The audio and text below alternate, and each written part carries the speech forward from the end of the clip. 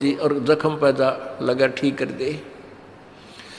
अब जैसे परमात्मा कहते हैं धीरे धीरे रे मना धीरे सब कुछ हो, माली सींचे सोगड़ा ऋतुआएं फल हो। एक आम का पौधा लगाया है, आज आपने आम का बीज दिया, 15-20 दिन में तो उसका अंकुर फूटेगा, फिर धीरे धीरे बड़ा होगा, उसकी सिंचाई करते रहो।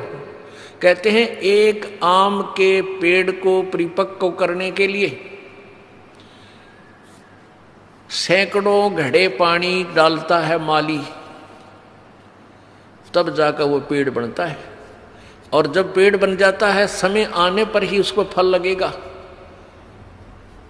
तो ऐसे ही आपने ये राम नाम का बीज, वो सत भक्ति आम का पौधा यानी सच्चा नाम रूपी ये मंत्र प्राप्त हुआ है।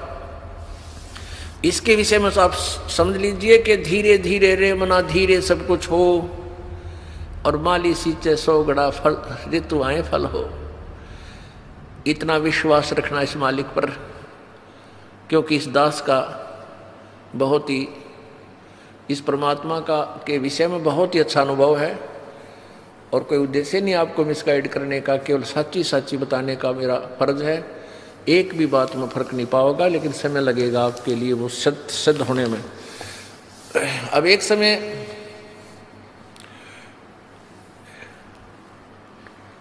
एक भक्त क्या देखता है, वो देख रहा है कि हमारे पड़ोस में यानी दूसरा घर नाम नहीं ले रखा उस परिवार ने, और उनके सारे सुख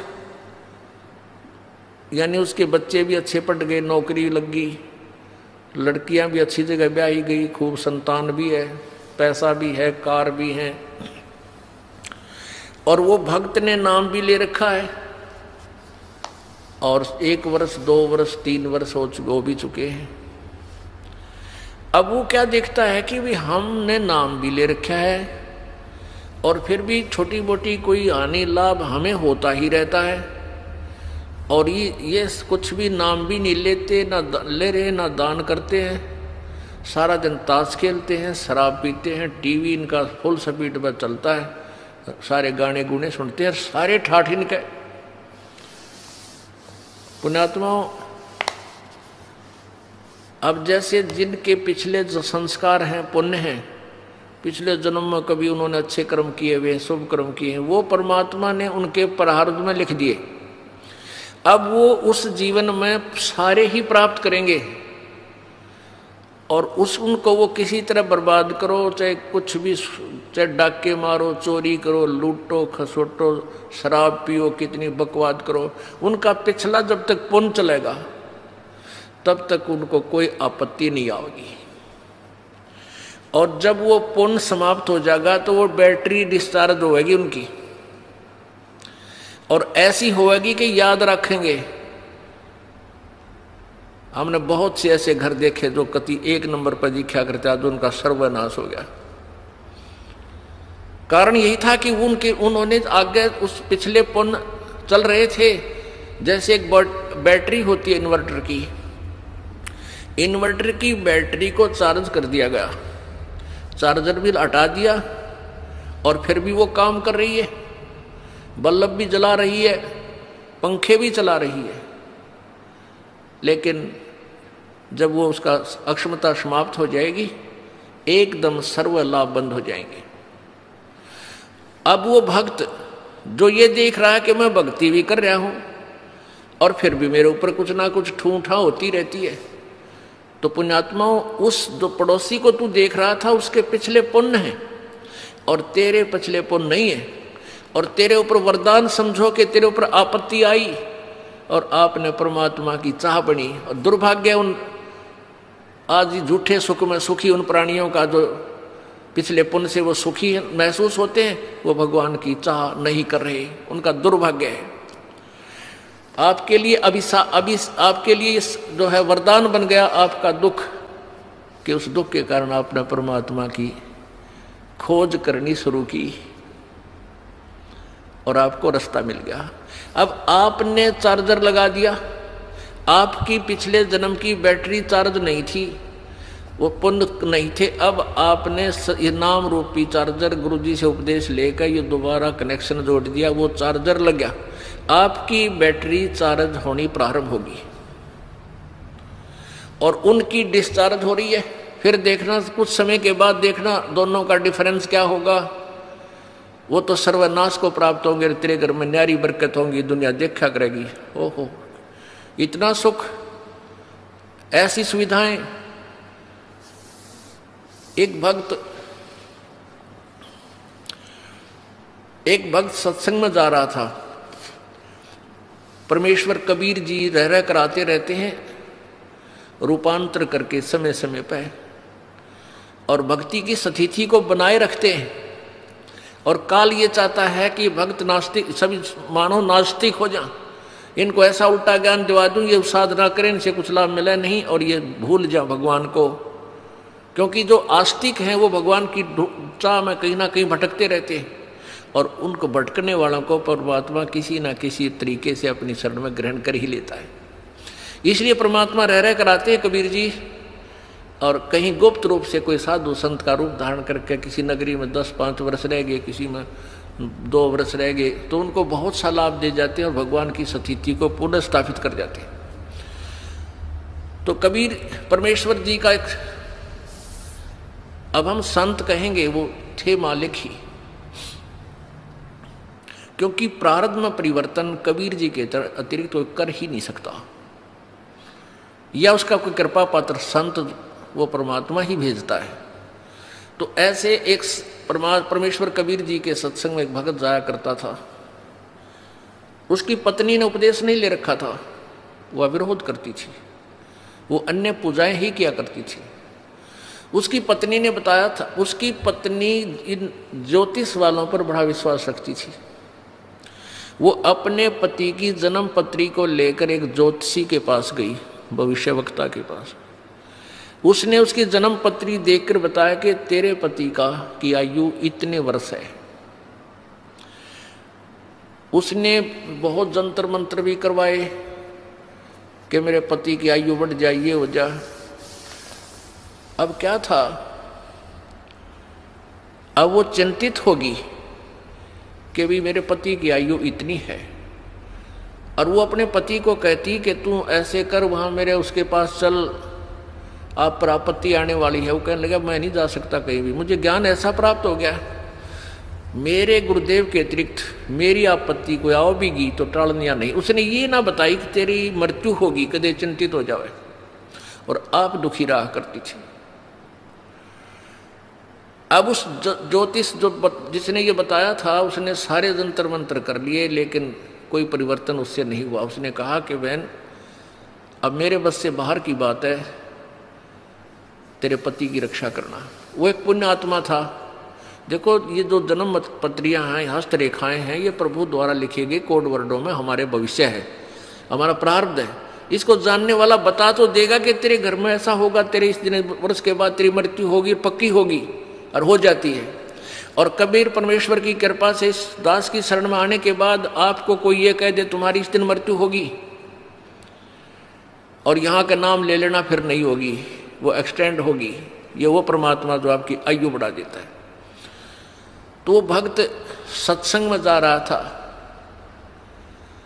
जब वो सत्संग में जा रहा था तो रास्ते में उसी गांव का, नगर का एक व्यक्ति मिल गया। वो शराबी कबाबी आदमी, और वो सिनेमा देखने जा रहा था दूसरे उसी शहर में जिसमें वो सत्संग के लिए जा रहा था। पहले पैदल जाया करते थे, साधन नहीं थे, तो दोनों मिल गए, वहां हम सफर हो गए।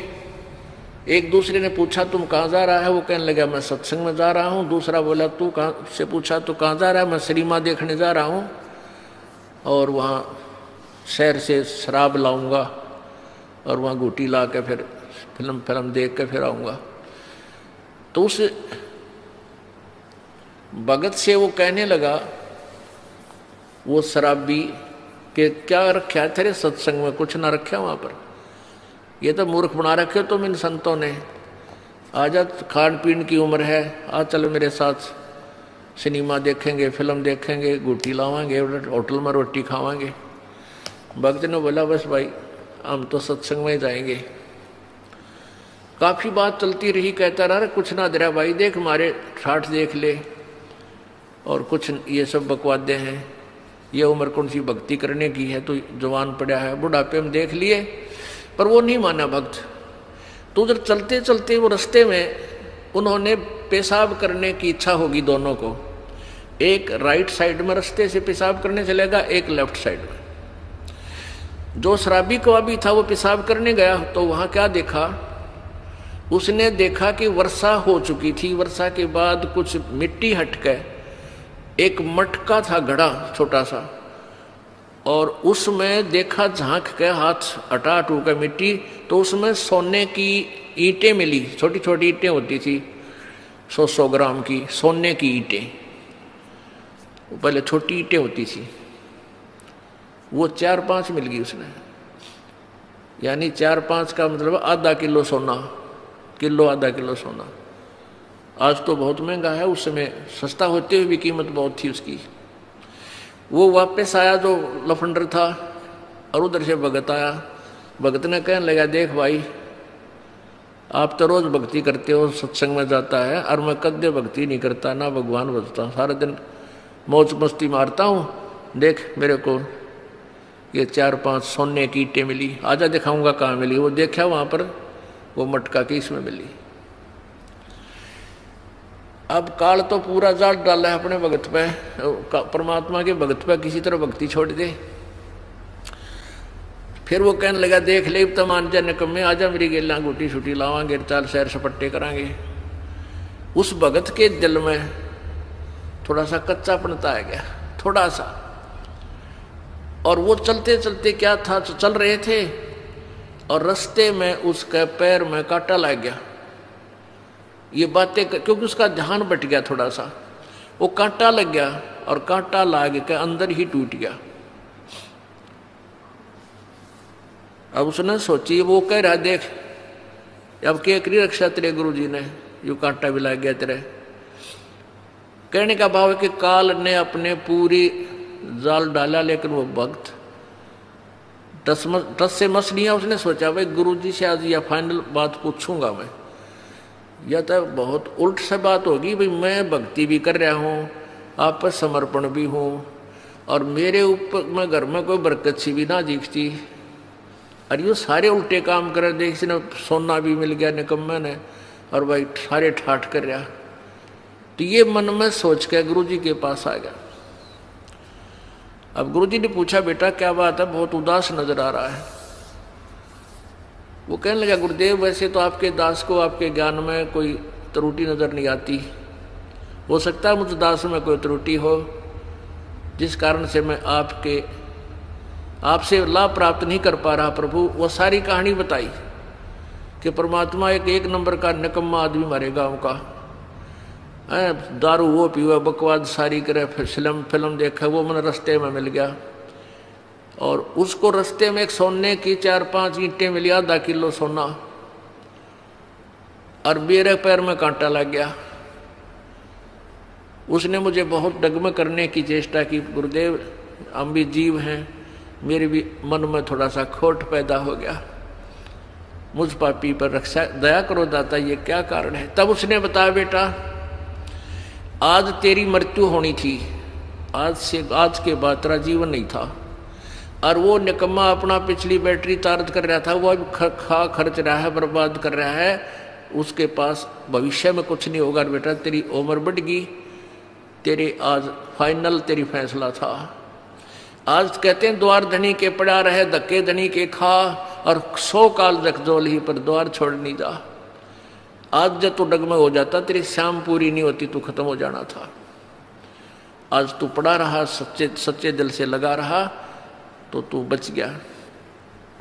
अब वो अपने गुरुजी की एक एक बात पर विश्वास किया करता था।